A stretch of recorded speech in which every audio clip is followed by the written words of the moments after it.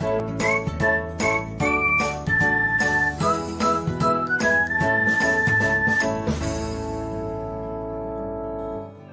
everyone, welcome back to another episode of Technologyglance. Today, in this video, I'm going to guide you through how you can turn off share location with Bing on Skype. So, let's get started. Firstly, open Skype app in your device.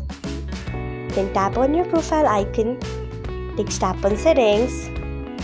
After that, you can see the option of privacy. Tap on it. Then you can see the option of share location with Bing. Turn off it by tapping on it.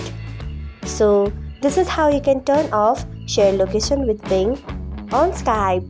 Thanks for watching. If you found this guide helpful, we would love it if you hit the thumbs up button below.